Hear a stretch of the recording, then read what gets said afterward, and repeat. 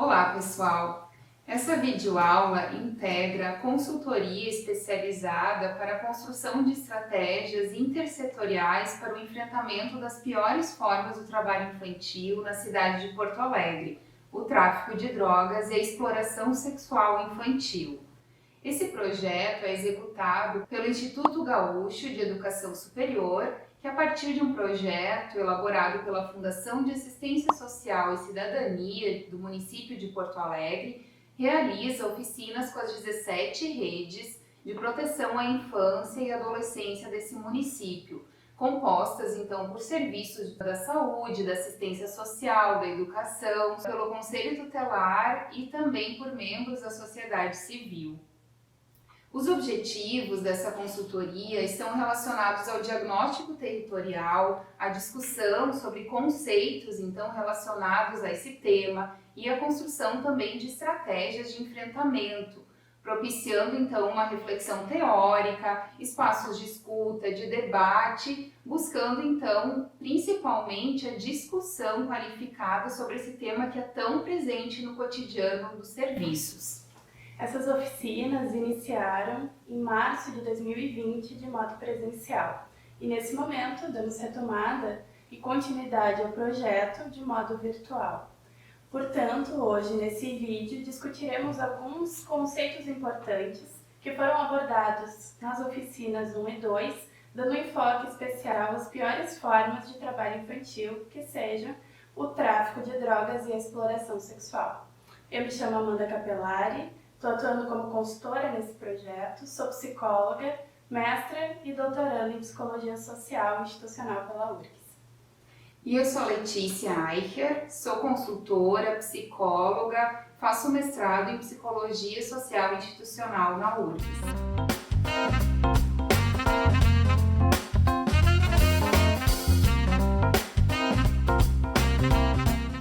O termo trabalho infantil se refere a toda atividade econômica e ou de sobrevivência, com ou sem finalidade de lucro, realizada por crianças e adolescentes menores de 16 anos.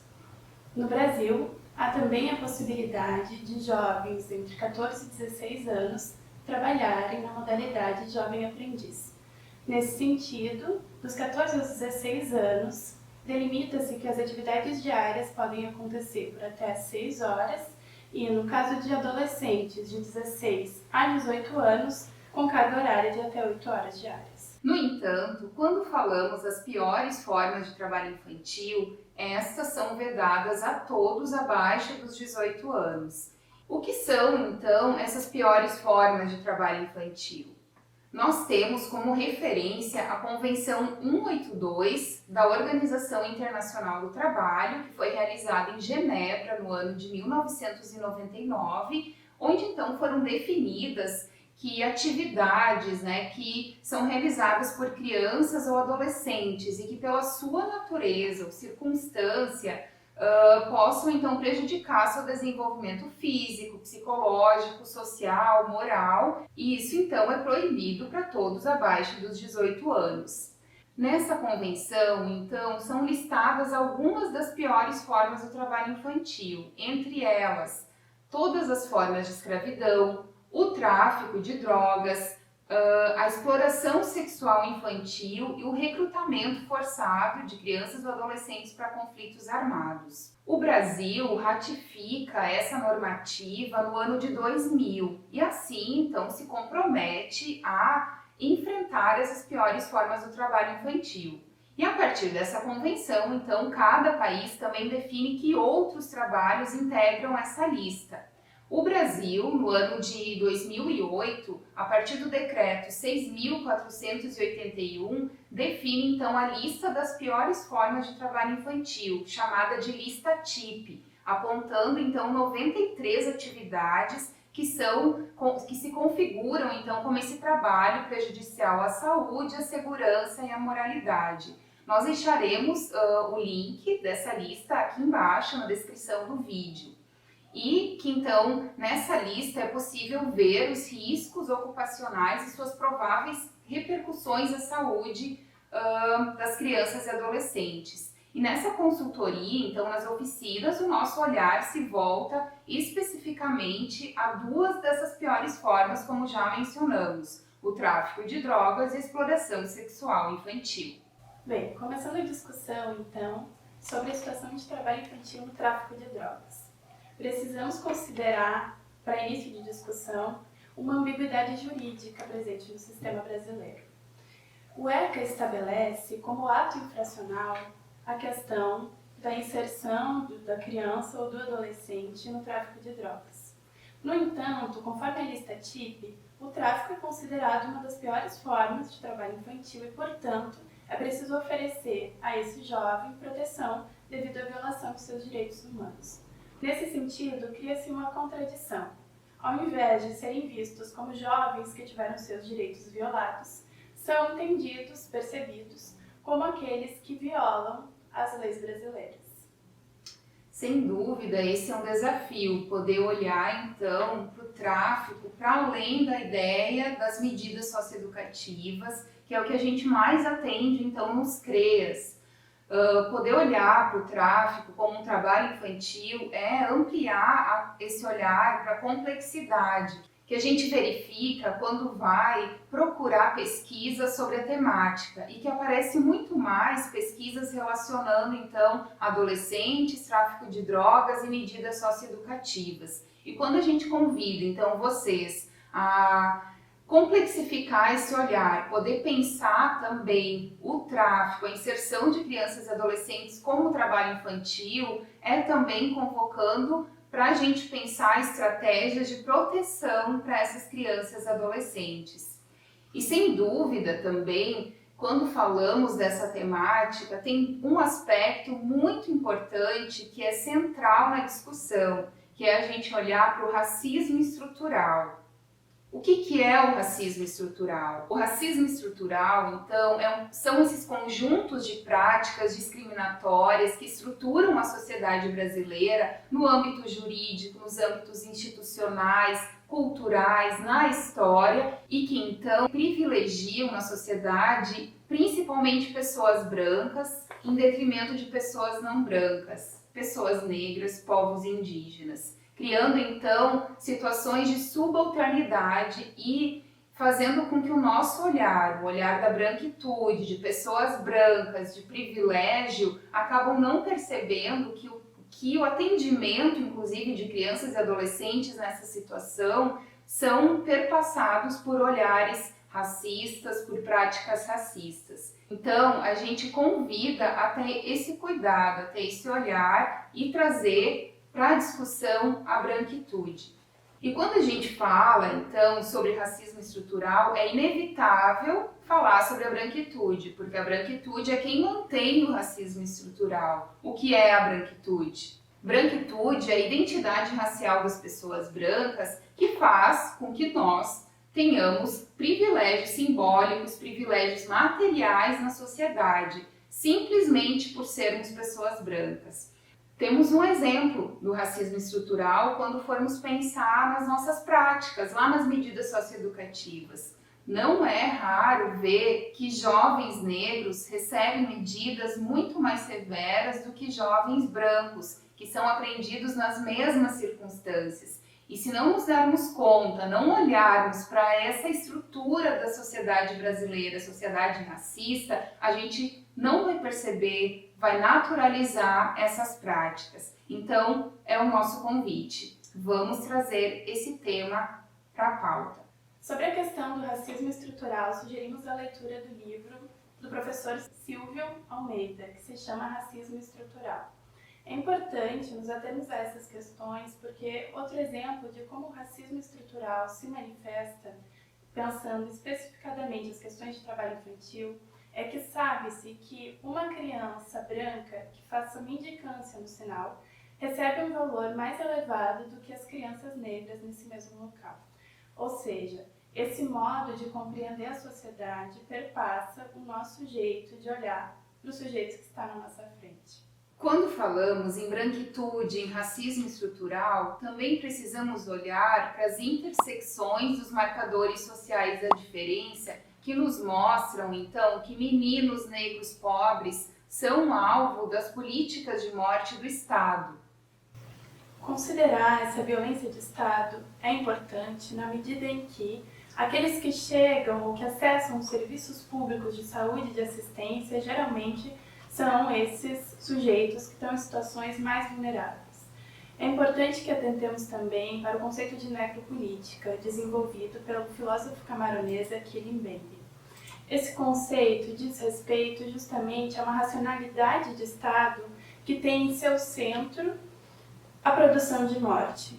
E essa produção de morte, como sabemos e como as estatísticas nos mostram, expõe como alvo dessas políticas, como a Letícia falou, majoritariamente meninos negros pobres.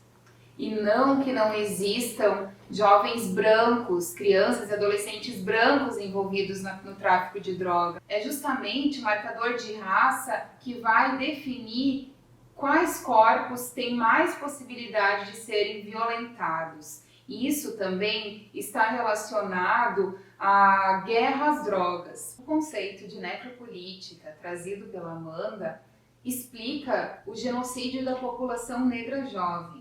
É só olharmos, por exemplo, em várias situações que aparecem na mídia, como o jovem negro assassinado estando com um guarda-chuva e que foi confundido com uma arma. E isso não aconteceria com um jovem branco.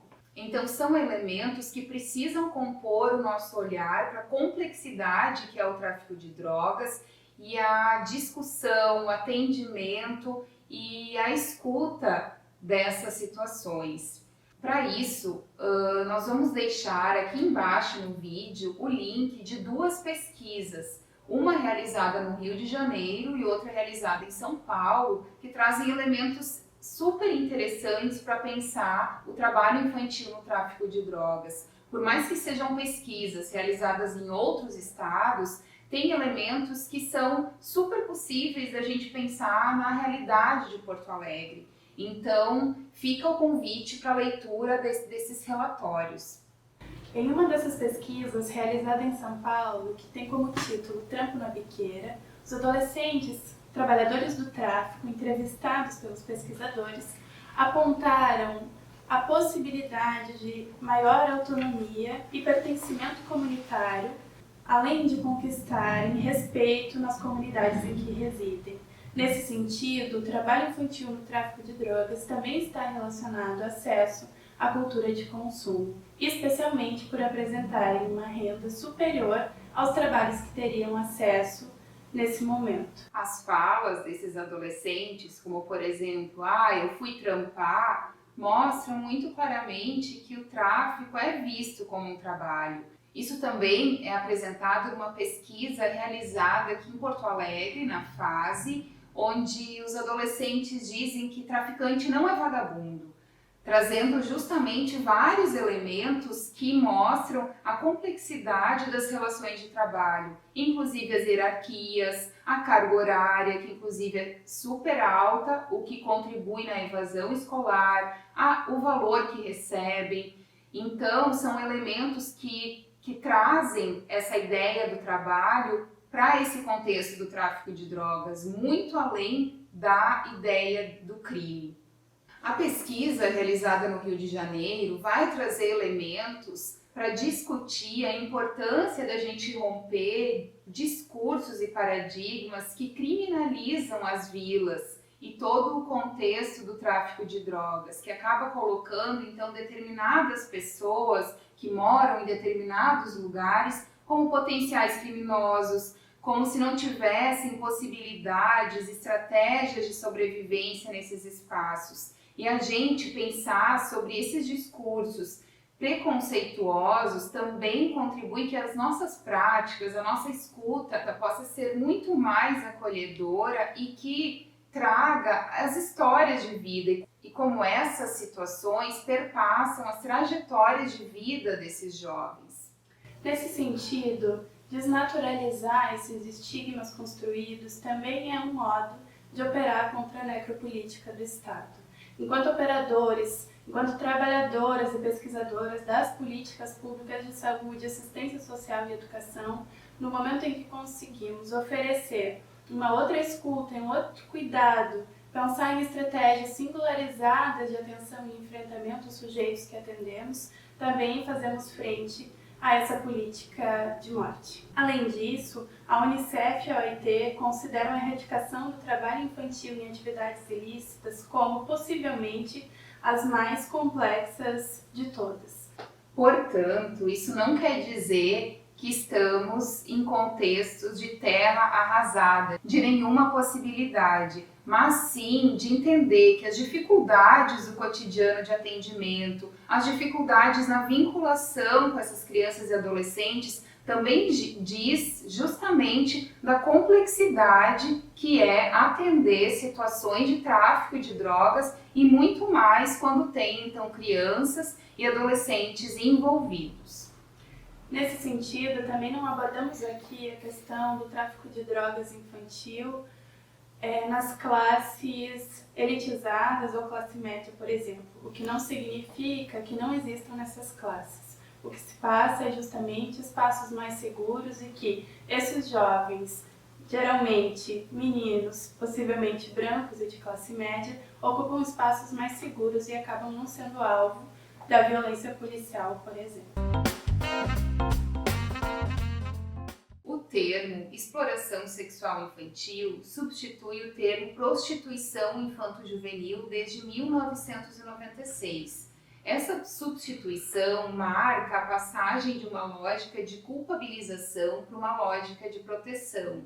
Claro que a gente precisa destacar que a simples mudança de termo não se configura como de fato uma mudança no atendimento de crianças e adolescentes em situação de exploração sexual infantil. Por isso, discutir essa temática nos convoca a olhar para além de uma lógica de vítima ou culpada, que perpassa ainda essa temática que envolve também o tabu da sexualidade. Precisamos então entender que a exploração sexual infantil, além de estar na lista TIP, na lista das piores formas do trabalho infantil, ela também está colocada como violência sexual. Porém, precisamos entender que é diferente de abuso sexual infantil, porque a exploração sexual infantil tem uma característica muito importante que é a mercantilização. Então, essa relação de troca, seja ela financeira, de favores ou de presentes. É importante estarmos atentos de que na exploração sexual, as crianças ou adolescentes são tratados como objetos sexuais, como mercadorias. Entre as formas de exploração sexual infantil, vamos ter a exploração sexual agenciada, que acontece justamente quando há o intermédio de um agenciador, que pode ser uma pessoa, que pode ser um serviço, e muitas vezes o pagamento acontece ou em dinheiro, ou em troca de moradia, de comida ou de proteção para o exercício dessa atividade de trabalho dentro de espaços um pouco mais seguros. Também há a exploração sexual não agenciada, que é quando não há intermédio de outros. O tráfico para fins de exploração sexual, que corresponde a atividades de aliciamento, rapto, transferência e hospedagem de crianças e adolescentes para alimentar o mercado da exploração sexual. Ainda teremos outra modalidade que se refere ao turismo sexual, marcado pela inclusão, promoção ou utilização de exploração sexual infantil comercial nos pacotes para turistas nacionais ou estrangeiros. Essa forma de exploração sexual infantil ficou bastante presente em Porto Alegre durante a Copa do Mundo, por exemplo. Ainda, outro marcador bastante importante referente a essas formas diz respeito à pornografia infanto-juvenil. Inclusive, essa modalidade da pornografia teve um aumento muito grande com o avanço da tecnologia, a possibilidade de acesso às redes sociais, onde então, principalmente por foto, por troca de foto, a gente vê que há então essa exploração sexual infantil. Essa modalidade de exploração sexual infantil fica marcada também pela cultura do estupro. Em pesquisas realizadas sobre buscas na internet em relação à pornografia, o termo novinha, por exemplo, se encontra como um dos mais pesquisados. Quando apresentamos algumas das formas de exploração sexual infantil, é justamente para desconstruir o olhar para os estereótipos envolvendo essa situação, que muitas vezes ainda são marcados pela ideia de que são meninas na sinaleira com roupas muito curtas, super se expondo. Diferente disso, a rede de agenciamento para exploração sexual infantil é super complexa e silenciosa para que a gente não veja. E por isso a gente convida vocês a pensar no seu território quais são os locais que possivelmente possam ter situações de recrutamento, de aliciamento de crianças e adolescentes para exploração sexual.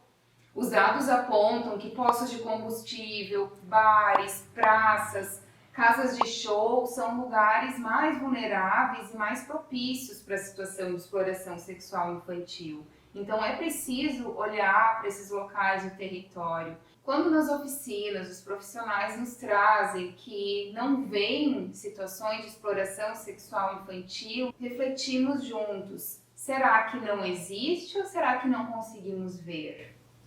Nesse sentido, há aqui marcadores sociais da diferença que também precisam ser salientados. Quando falamos de exploração sexual infantil, serão majoritariamente meninas nesses trabalhos. Uma pesquisa realizada no município de Porto Alegre, vocês podem encontrá-la através da leitura do artigo O Conceito de Exploração Sexual e Seus Tensionamentos, para além da dicotomia vitimização e exploração, apontam questões extremamente importantes quando atuamos com essas experiências.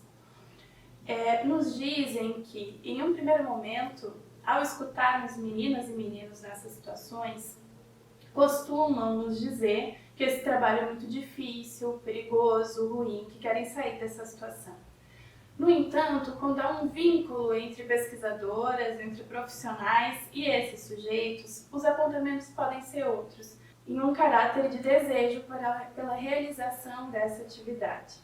Nesse sentido, precisamos nos perguntar também sobre essa nomenclatura escolha, porque a gente vai entender aqui que essa liberdade de escolha, um pouco no sentido Foucaultiano, também acontece a partir de condições limitadas de escolha. Não são todos que têm acesso a todas as possibilidades de escolha. Então, quando a gente considera que há o desejo de exercer essa atividade de trabalho, precisamos considerar também a história familiar e as vulnerabilidades associadas àquela existência. Na escuta dessas situações de trabalho infantil, é importante que consigamos investigar quais são os significados desse trabalho na vida dessas meninas e meninos, percebendo também seu histórico familiar, de que modo esse trabalho é percebido e vivenciado.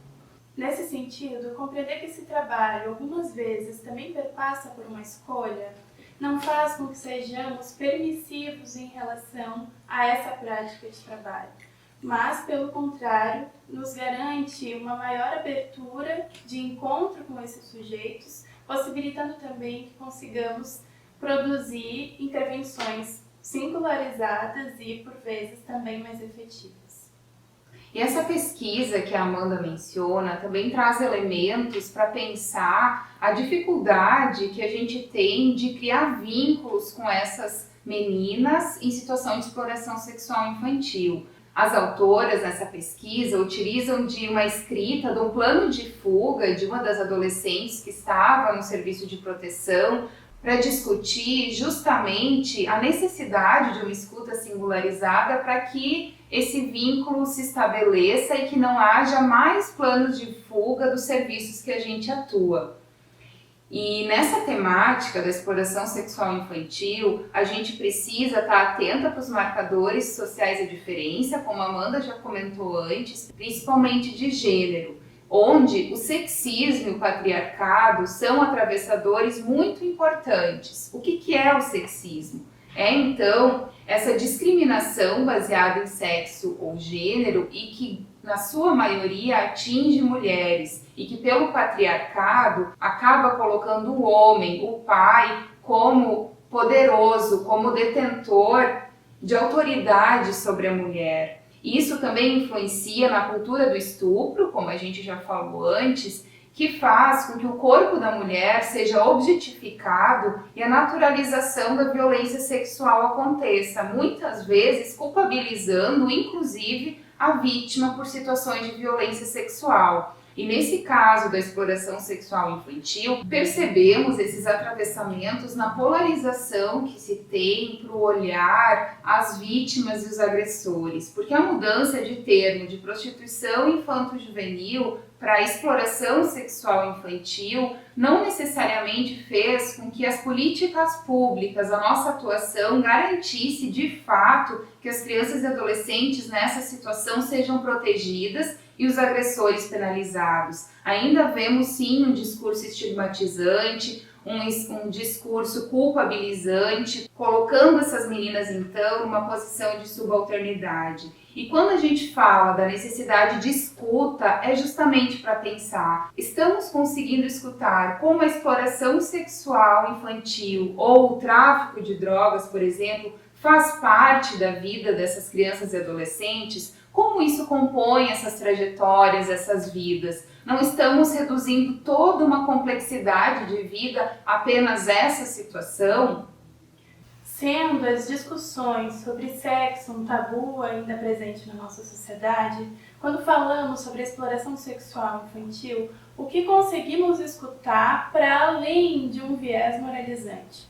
O que conseguimos escutar dessas meninas e meninos que não diga respeito apenas ao exercício dessa atividade? Lembro de um relato que foi compartilhado comigo sobre uma equipe de redução de danos que fazia abordagem com trabalhadoras do sexo. Nesse encontro, elas pediram que os redutores de danos levassem elas gel. Prontamente, na próxima visita, os redutores aparecem com lubrificantes. E aí, prontamente, elas ficam indignadas e dizem que o que elas estavam pedindo era gel para o cabelo. Ninguém tinha falado em lubrificantes. Ou seja, esse exemplo nos mostra de um modo bastante evidente o quanto a nossa escuta está direcionada a determinados aspectos e não conseguimos escutar outros e que compõem também o desejo, o exercício da vida dessas pessoas.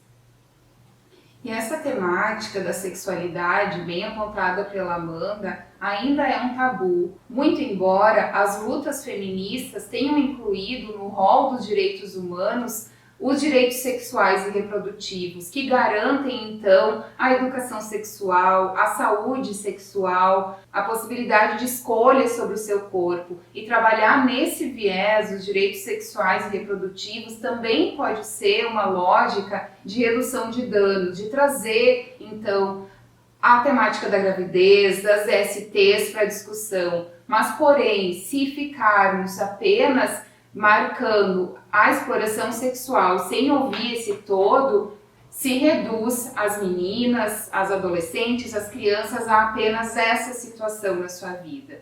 E esse artigo que a gente fala dessa pesquisa vai justamente problematizar a ideia de vitimização, de culpabilização, para que a gente consiga então ampliar o olhar, ampliar a escuta, ouvir essas histórias, ouvir essas trajetórias de outros modos, para que então nossos atendimentos, nossos acompanhamentos, nossa prática seja muito mais singular e acolhedora com essas meninas em situação de exploração sexual. Se cairmos sempre na dualidade vitimização, culpabilização, acabaremos engessando modos de enfrentamento a essas situações de trabalho infantil. Por isso, ainda que nos seja bastante frustrante escutar histórias em que meninas desejam ocupar esses lugares, precisamos suportar essa escuta no sentido de também poder construir com essas meninas, com esses meninos, com a rede de atendimento que olha para esses sujeitos, também com suas famílias, possibilidades, estratégias de redução de danos, de superação dessa realidade. Ou seja, conseguirmos escutar os diversos sentidos atribuídos a esse trabalho por esses sujeitos também fazem com que a gente consiga construir, enquanto equipes, sempre no coletivo, intervenções que sejam mais singulares e, portanto, mais eficazes para essas realidades. Esperamos, então, que esses pontos trazidos por nós nessa videoaula ajudem a complexificar o olhar sobre o trabalho infantil em contexto de tráfico de drogas e sobre a exploração sexual infantil. Nossa intenção aqui foi poder dar visibilidade a aspectos importantes que tangenciam a essa temática.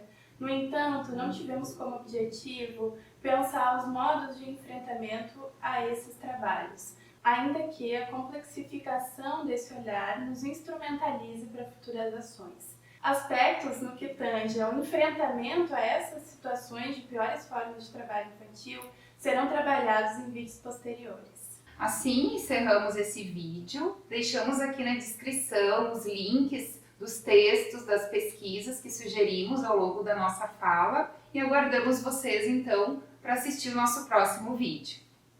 Agradecemos por terem nos acompanhado hoje e nos vemos na próxima. Obrigada!